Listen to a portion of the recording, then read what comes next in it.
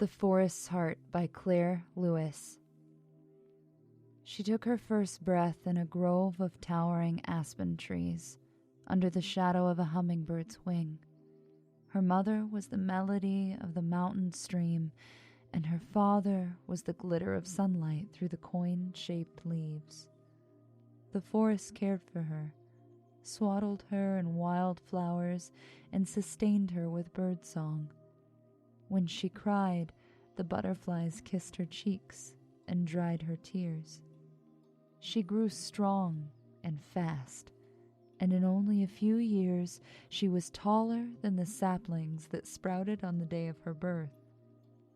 When the nights were cold, she slept beside the fawns, curled up against their spotted backs while their mothers sang lullabies and told stories.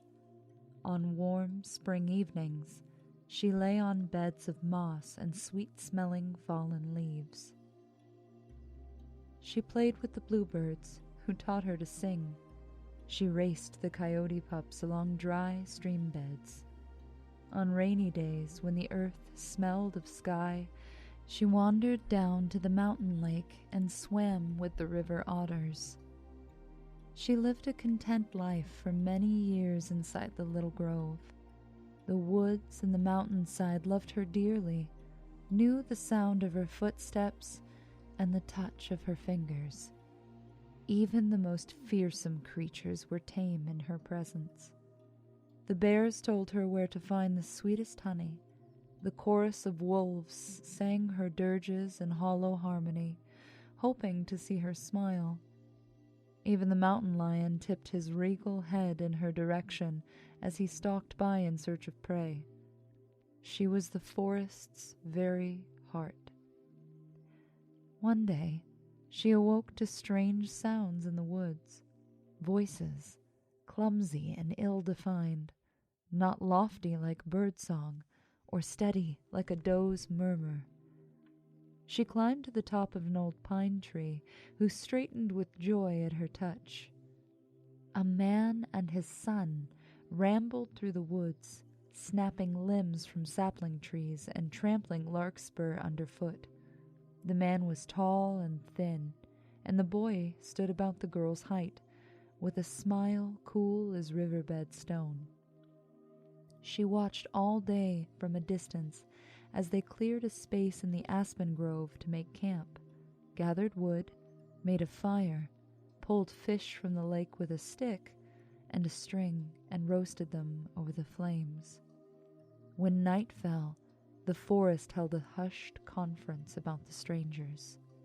The nervous squirrels chittered, the bucks stamped their hooves, and the owls quieted everyone down to warn them. No one was to go near these trespassers, especially not the girl. The next morning, the girl licked dewdrops from the wild mint leaves and wandered the woods, avoiding the spot where the man and his son lay sleeping. She hummed to herself as she walked, and did not notice the boy, who had risen at the sound of her song and followed it. "What's your name?" he asked as he approached, and the forest grew deathly still. The girl did not have a name.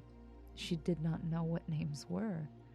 There was no use for such things in the forest, for the creatures knew one another too intimately for names.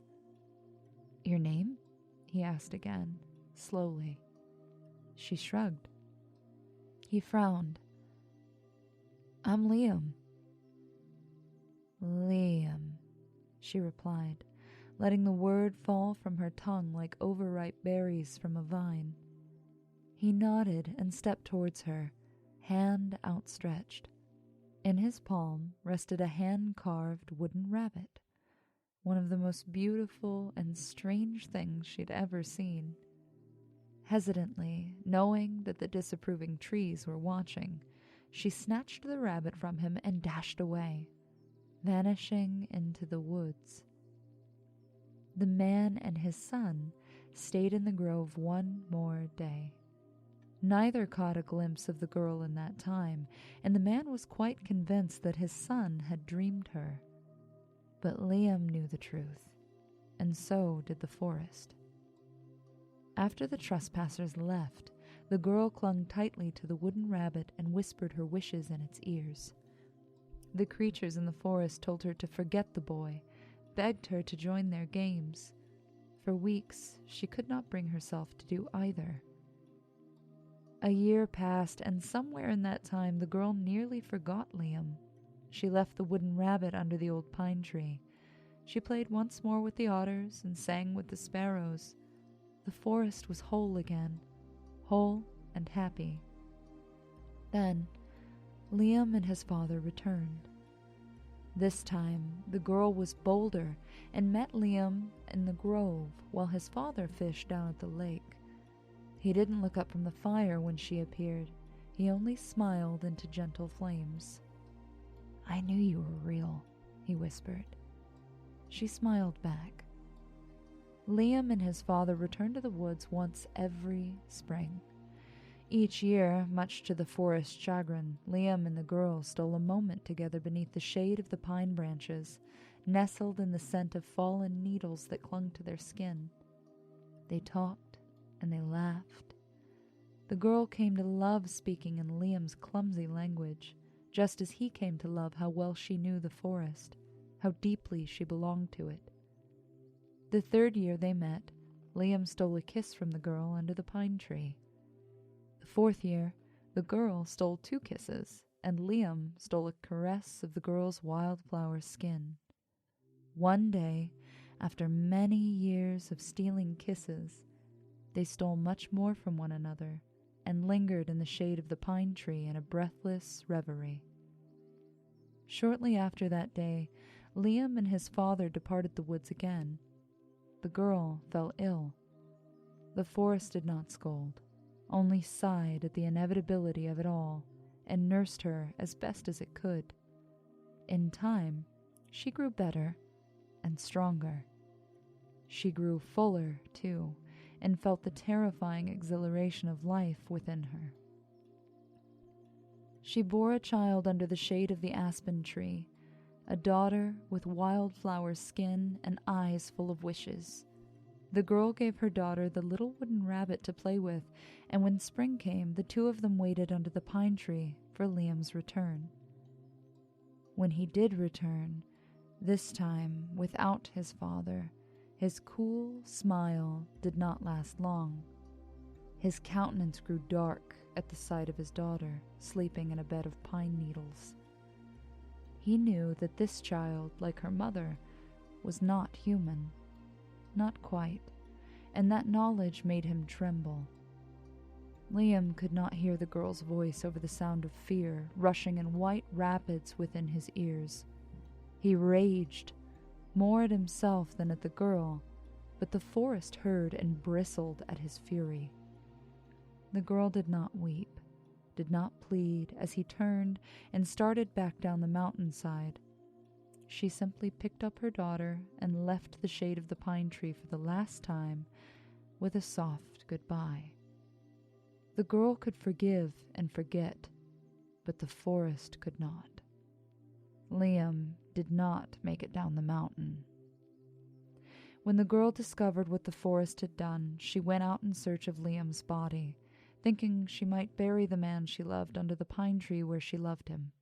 She left her daughter beside the fawns in the tender care of the aspen grove where she was raised, promising to return.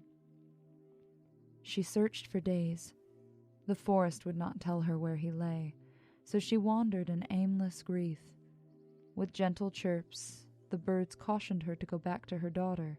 The wolves invited her to add her loss to their somber song and allow herself to heal. The mountain lion said nothing, merely nuzzled her hand and pointed her home. Still, she did not stop searching for Liam. The forest wept for her, with her, bitter tears of regret and love. When she found him, lying in a field of larkspur and thistles with his eyes open to the sun, she stood over him with tears in her eyes. The very heart of the forest lay down beside the man she loved and did not rise.